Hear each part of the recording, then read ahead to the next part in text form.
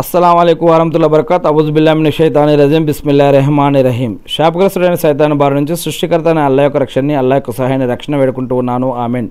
అల్లాహ్ ప్రవక్త ముహమ్మద్ సల్లల్లాహు అలైహి వసల్లం గారిపైన శాంతి శిఖలు కురిపించండి వల్ల ఆమీన్. ఈ కన్ను రూపకల్పన చాలా గందరగోళంగా ఉందని శాస్త్రవేత్తలు అంటున్నారు. ఇందులో 24 కంటే ఎక్కువ ఫోటో రిసెప్టర్లు ఉండవు. మానవ కంటిలో 125 మిలియన్లకు పైగా ఉంటాయి. అలాగే ఈగ మెదడులో దాదాపు 20,000 న్యూరాన్లు ఉంటాయి. అయితే మానవ మెదడులో 100 బిలియన్లు ఉంటాయి. ఇక మెదడు కంటి నుండి వచ్చే సమాచారాన్ని అద్భుతమైన వేగంతో ప్రాసెస్ చేయడానికి సంక్లిష్టమైన ఆపరేషన్లు చేస్తుందని ఇది సూచిస్తుంది. ఇంత అధిక వేగంతో చిత్రాలను ప్రాసెస్ చేయడంలో ఈగ మెదడు యొక్క సంక్లిష్ట యంత్రాంగాన్ని శాస్త్రవేత్తలు ఇప్పటికీ అధ్యయనం చేస్తున్నారు. అందుకే సర్వశక్తివంతమైన దేవుడు ఇలా అన్నాడు ఖురాన్లో, ఓ మానవాళి, ఒక ఉదాహరణ తయారు చేయబడింది కాబట్టి దానిని వినండి.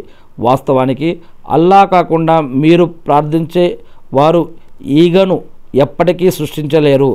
దానికోసం వారు కలిసి ఉన్నప్పటికీ.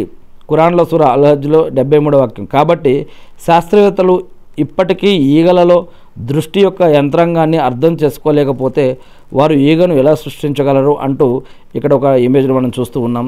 ఏది ఏమైతేనేమి నేను సృష్టికర్త అయిన అల్లాహ్ని ప్రార్థిస్తూ ఉన్నాను.